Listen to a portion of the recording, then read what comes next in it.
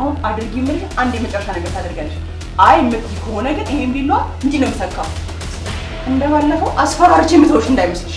እሺ አይ ያልሽኝ ሁሉንም ነገር አደርጋለሁ። በጣም ጥሩ። አሁን ለባቢ ስራውን እንደማትፈልጊ ትነግሪዋለሽ። ተግባባን አይደል? ማታ ተሰብስበን ስንቀመጥ ስራውን እንደማትፈልጊ ትነግሪዋለሽ። አይ ብለሽ የምትይ ከሆነ ግን ሲጣርግ ነው የምገልሽ። እማትረቢ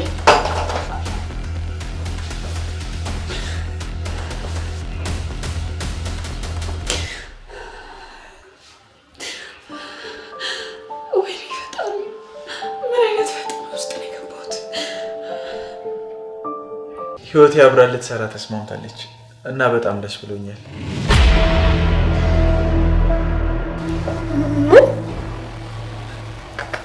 ልትሰራ? አዎ የቤት ሰራተኛ መፈለግ ሳይኖርብን አይቀርም። በጣም ይቅርታ ባቢ፣ እኔ ስራውን መቀበል አልችልም። ለምንድን ነው የማትቀበዩ? አውርተን ጨረስን አይደል እንዴ? ምን ሀሳብ የሚያስቀይር ነገር ተፈጠረ? ያው ይሄ እኮ ላንቺ በጣም ጥሩ አጋጣሚ ነው አይደለም? አይ ደግሞ ትለወጭበታለሽ፣ ከዚህ ቤትም ትወጪበታለሽ። አዎ ማርያ ልክ ናት። ይሄ አጋጣሚ ምናልባትም ህይወትሽን የሚቀይር ሊሆን ይችላል። አሳልፈሽ መስጠት የለብሽም። እሺ እየዋሸሽ እንደሆነ እየነገሩኝ። አይ እኔ ምንም ያወሸው ነገር የለም። ህይወቴ እኔ አንቺን በደንብ አቅሻለሁ። አሁን የተፈጠረው እውነቱን ብቻ ነገር። ባቢ ተረጋጋ እንጂ ደግሞ ስራ ረፍዶብሃል። ተናገሪ፣ እያበሳጨሽኝ ነው። ከዚህ በላይ ልታገስሽ አልችልም። እንዴ ባቢ እየጮክብኝ እኮ ነው። ደግሞም አልነግርህም ማለቴ ምንም የምነግርህ ነገር የለም። ህይወቴ አንቺ የቤት ውስጥ ስራ መስራት እንደማትፈልጊ በደንብ አውቃለሁ። እድሜ ዘመንሽን ጓዳ ውስጥ ተደብቀሽ መኖር እንደማትፈልጊ እኮ ግልጽ ነው።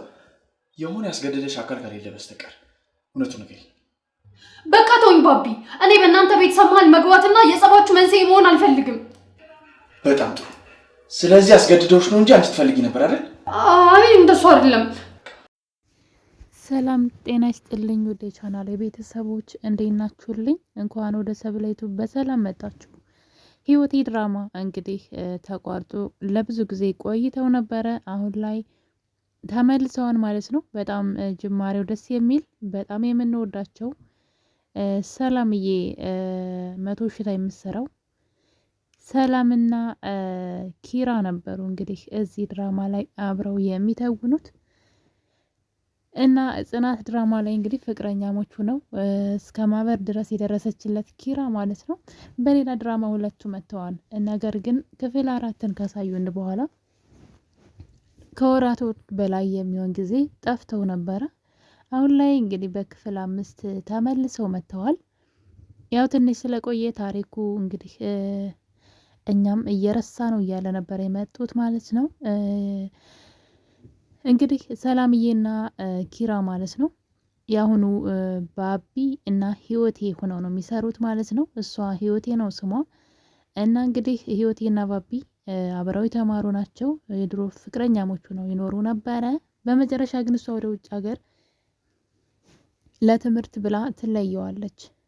ትለየውና ስልክ እንኳን ደውላለት አታውቅም ለ5 አመታት ምናምን ማለት ነውና ነገር ግን እሷ እንዳለችው ወደ ውጭ ለትምህርት ሄዳ ሳይሆን ቤተሰብ እነሱ ለሚፈልጉት ሰው ለሀብታም ሰው ድረዋት ነበረ። ለማትወደው ለማትፈልገው ሰው ይድሯታል ማለት ነው። ከዳሯት በኋላ ግን ያ ትዳር ለሷ ሊሆን አይቻልም። ብዙ ተሰቃየች። ትዳሩን ትታ ትጠፋና ሰው ቤት ትቀጠራለች ማለት ነው። እንግዲህ በዚህ አጋጣሚ ነበረ የተቀጠረችው ደግሞ የዛሬ 15 አመት ማለት ነው። ወደ ውጭ ለትምህርት ሄድኩኝ ብላ በዛው ልም ብላ የጠፋችበት ህይወቴ የራሱ ባቢ ወይም ደግሞ የኪራ ቤት ተቀጥራ እሱ ለአጋጣሚ ቤት ስላልነበረ ቤተሰቦቹ ሰራተኛ ሲያመጡ ከደላላ ቤት ሰራተኛ አድርገው ቤት ይቀጥሯታል ማለት ነው። አንደኛ ከባልየውም ለመደበቅና ለመሸሽ ነበረ እያሰቃያ ስለነበረ ባልየው ማለት ነው።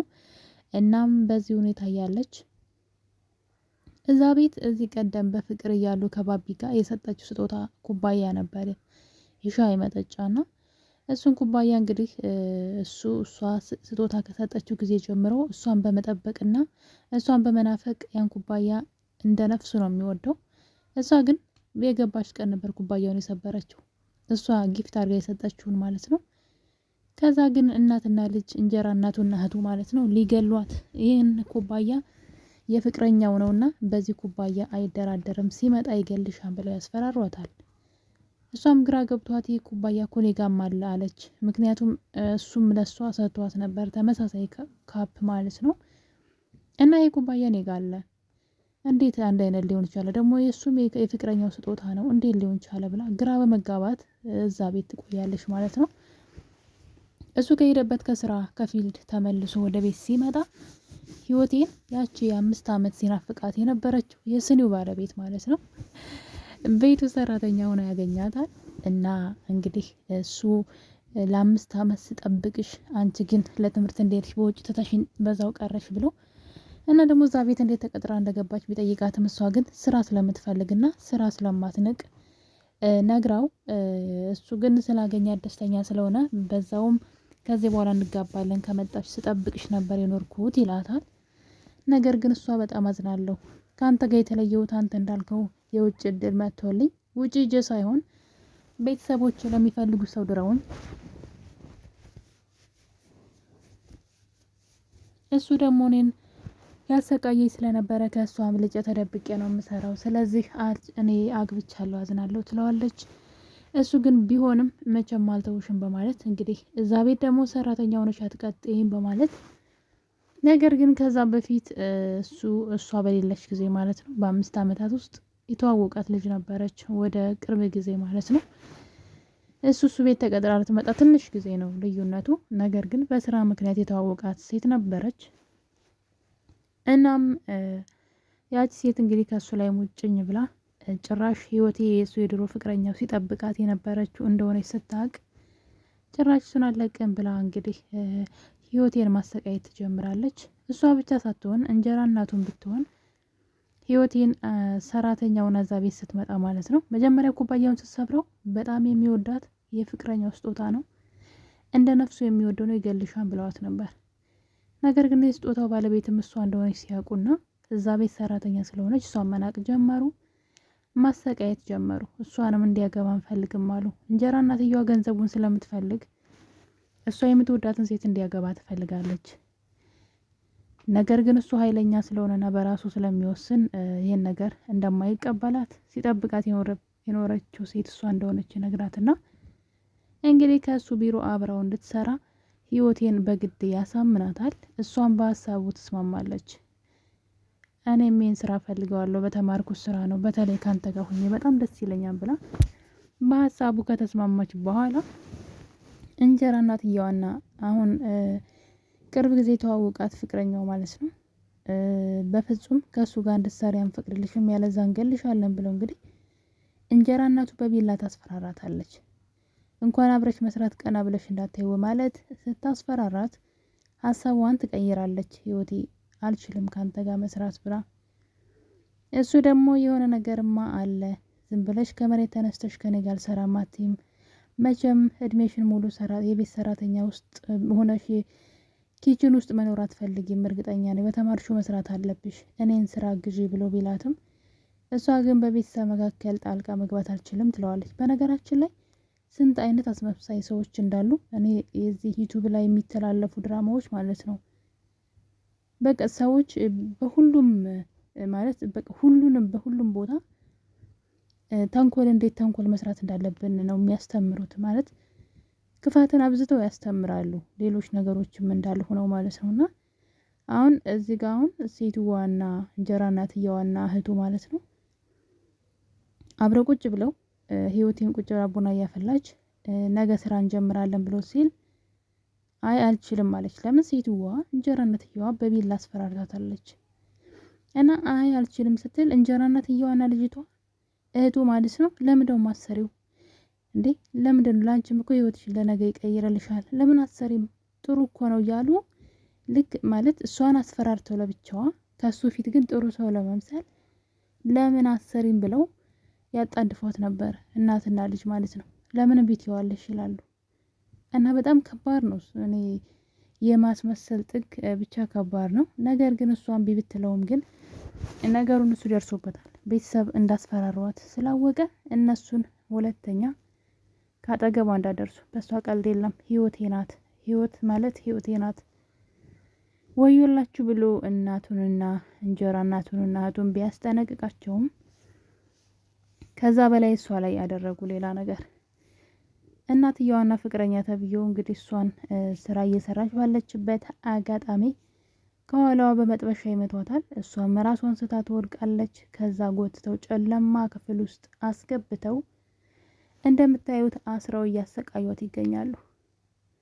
እናም እንግዲህ ኪራ ወይም ደግሞ ባቢ ወደ ቤት መጥቶ ህይወቴ የታለች ብሎ ቢጠይቅም እኛም እኮ ጠፍታብን ይሄው ምግብ እንኳ ራሳችን ሰርተን ነው የበላ ነው የት እንደሄደች አናውቅም እያሉ ሲዋሹ እናያለን።